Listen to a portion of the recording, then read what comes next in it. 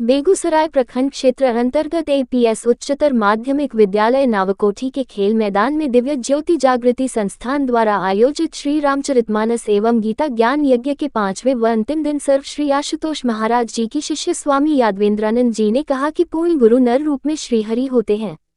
ऐसे गुरु का आह्वान होता है उत्तिष्ठत जागृत प्राप्य वरान्नी बोधत, अर्थात उठो जागो और लक्ष्य को प्राप्त करो।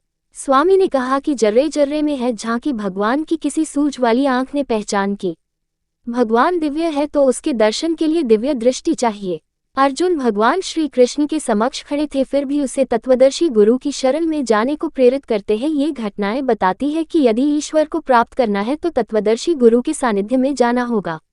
मीराबाई, नामदेव, धन्ना जाट आदि भक्तों के सामने भगवान स्वयं प्रकट हो जाया करते थे, परंतु इतिहास गवाह है कि वह भी गुरु के शरण में गए ब्रह्म ज्ञान प्राप्त करने हेतु। शिष्या साध्वी अमृता भारती जी ने कहा कि पूर्ण गुरु की पहचान है ब्रह्म ज्ञान। भगवान मानने का नहीं बल्कि जानने का विषय है। जो गुरु ज्ञान दीक्षा के समय भगवान का दर्शन करवाए वही पूर्ण गुरु होते हैं। इसलिए जब तक ना देखो अपनी नैनी तब तक ना मानो गुरु की वाणी।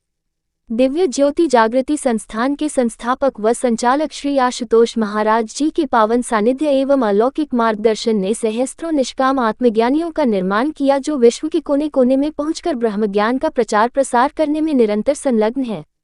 संस्थान का एक ही नारा है, मानव में क्रांति और विश्व में शांति आएगी ब्रह्म ज्ञान से, और ब्रह्म ज्ञान मिलेगा दिव्य ज्योति जागृति संस्थान से। कार्यक्रम का समापन विदाई समारोह एवं प्रभु के पावन पवित्र आरती के साथ किया गया। कार्यक्रम में गायक वादक के साथ साथ समस्त प्रखंड वासियों की भूमिका अत्यंत सराहनीय रही। दुनिया के जो कबीर साहब ने कहा, जब हमारे प्राणों में उस अव्यक्त अक्षर को, उस अकथ कहानी को, उस अजपा जाप को हमारे प्राणों में जब जागृत कर देते हैं तो जो जीव दुनिया के सब काम काज करते हुए आप खाना पका रहे हैं, भोजन भी प्रसाद बन जाएगा। हाँ, भोजन भी प्रसाद बन जाएगा। उठत बैठत सोबत जागत नाम। तो प्रहलाद को चिंता थी प्रहलाद को।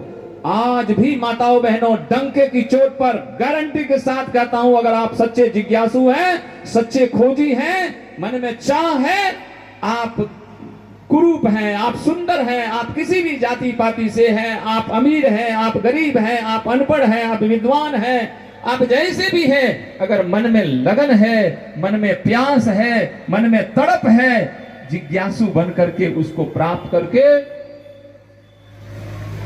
जब समय मिले, आधा घंटा, घंटा, 2 घंटा, जब उस नाम का सुमरन करते, उसमें युक्त होते, अंदर भी जो बाहर धूप अगरबत्ती जलाते, अंदर भी कई बार तरह तरह के सुगंध आता है और हम चिंताओं से मुक्त होते हैं। इसलिए कबीर साहब ने कहा, श्वास श्वास सिमरो गोविंद, मन अंतर के उतरे चिंत, पूरन गुरु के सुन उपदेश, पार ब्रह्म निकट कर पे, पार ब्रह्म निकट कर पे। वो नाम भी गुरु अंतर में ही जागृत कर देता है, क्योंकि वो हमारे प्राणों में जागृत कर देता है, जागृत कर देता है। इसी के कारण से वो रूप भी दिखाई देता है। देखिए रूप नाम आधीना, रूप ज्ञान नहीं नाम बिहीना।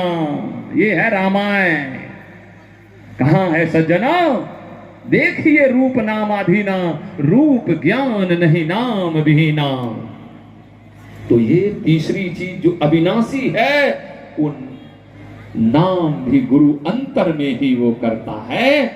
हाँ, और जब नाम में युक्त होते हैं तो बाहर जो धर्म स्थान में चरणामृत लेते हैं ना, तुलसी चीनी घोल करके चरणामृत लेते, मुंह में लेते हैं, यहाँ सिर पर लगाते।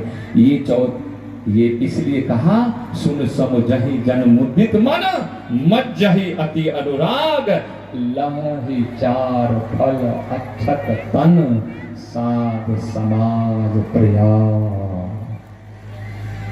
अब समझ आया गुरु के चरणों में क्यों 68 तीर्थ है?